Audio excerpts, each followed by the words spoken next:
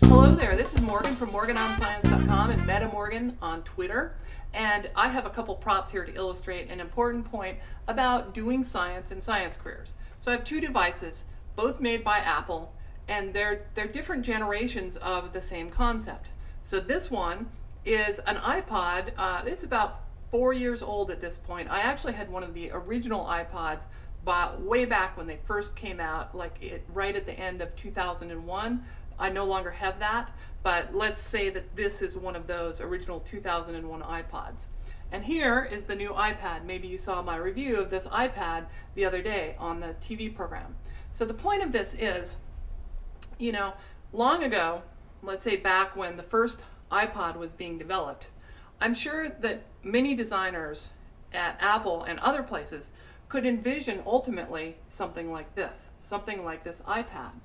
They could envision, the ability to sit there and have all of this information in this one tiny little device and have incredible displays and incredible interaction. And in fact, I had a conversation with somebody yesterday who imagined ways in which this could be even better. Let's say that it was glasses on your face where the display was constantly just, in the glasses, and then you could just interact with it without having to type. I mean, there are all sorts of ways we could improve it, right? So, there's been an iterative succession of different iPods, of different devices that have led up to this device, and it will continue to be a succession. But the thing is, if Apple had sort of stopped, back in the late 90s when they were designing the first iPod, or early 2000s, if they had stopped and said, well, we're going to wait until this idea is perfected. We're going to keep working and working and working until we achieve this ultimate, ideal, perfect device that everybody will be, will use and integrate into their everyday lives in the most extensive way possible. So imagine what would have happened if they had done that. Well, we never would have had an iPod. We probably never would have even had an iPhone, and we probably still wouldn't have an iPad, because this is not a perfect device.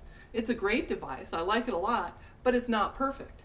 They would still be in their laboratories thinking and working on this perfect, quote, perfect device, or more likely they would actually be bankrupt by now because they wouldn't have actually introduced anything to the market.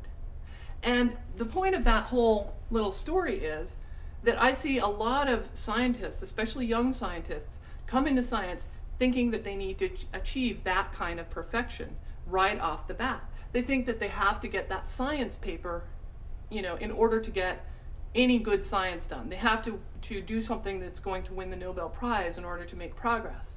That's almost never how it happens. Those Nobel Prizes, those science papers, sometimes they do occur often because you get lucky and stumble upon something really important. Sometimes it's because you happen to be doing something important already by intention.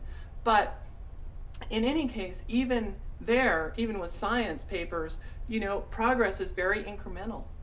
And so you can't expect to have that ultimate perfection, and it really holds people back. It held me back, it held my career back in many ways, because I ultimately thought each paper had to be this perfect, complete story, and then the papers, the whole writing process went on and on and on and on and never ended. And I still have some papers like that. I'm trying to finish those up now, taking sort of this new attitude and applying it more effectively of, look, this is incremental. These papers aren't perfect. These stories aren't perfect yet. But they're still interesting stories, and they still need to be out there so that other people can think about them, and there can be an interplay and interchange of ideas. So, I think it's important to think, if you get into this mode where you're really being perfectionistic about doing the perfect study and the perfect paper, to think about the iPod. Realize that first iPod had many, many limitations compared to the iPad or the iPhone now, and these devices have many, many limitations compared to what comes in the future, and your work is the same way. So I hope that helps you, and that's it for today. This is Morgan from MorganOnScience.com and MetaMorgan on Twitter, and I will see you next week.